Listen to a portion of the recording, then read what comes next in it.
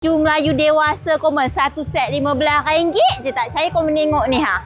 Mari yung ke bazar raya dekat Maidin Meru. Mak kau ramai benar orang kemarin. Ada yelah barang-barang yang murah komen. Ada yang murah, ada yang tengah, ada yang tinggi sikit. Harga kita lah kena terodik milih. Tapi yang murah tu ada.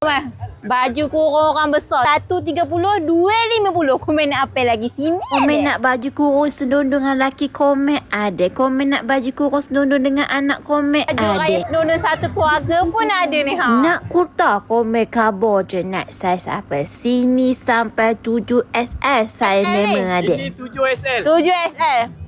Komen baju paling besar dalam dunia.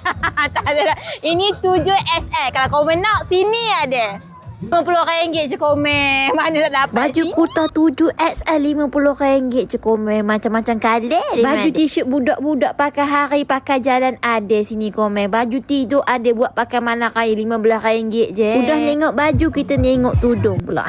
Kat sini tudung macam-macam jenis dia man. Komen nak cari songkok sini ada songkok budak ada. Kopiah ada. Tenggolok pun ada. Tenggolok ke tanjak ni aku pun tak tahu. Ini kita orang perempuan kena beli. Kalau boleh sepapan kita beli pin tudung. Minyak wangi ada. Makeup ada. Pomade minyak rambut ada. T-shirt orang jantan ada. Seluar jean ada. Kau pilih je nak beli mana. Cadar katil. Kapet ada. Cik oi. Boleh lah buat kapet raya. Bukan itu je. Ya Allah. Toto pun ada. Seprah ada. Alas meja ada. Nak apa minta kabar. Ya Allah. Komen kasut selipar pun ada dekat sini. Komen kasut budak orang besar. Nak apa mana kasut sport shoes pun ada. Udah penat-penat rong satu bazar ni kan tengok-tengok barang. Ni nang ni singgah le makan. Komennya risau sini pun ada makanan. Asken goyang. You ni siap makan askin lagi nak rong satu bazar ni. Aku makan askin sampai jalan-jalan. Kalau komen yang teringin nak pakai baju apa tu baju erah tu. Sini demo ada buka booth.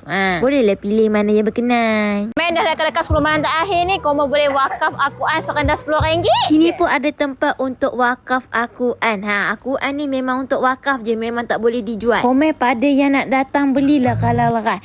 Sebab takut yang murah tu habis licin awal. Bazar raya demo ni dekat Maidin Meru. Demo buka sampai malam raya. Ada mula ada komen.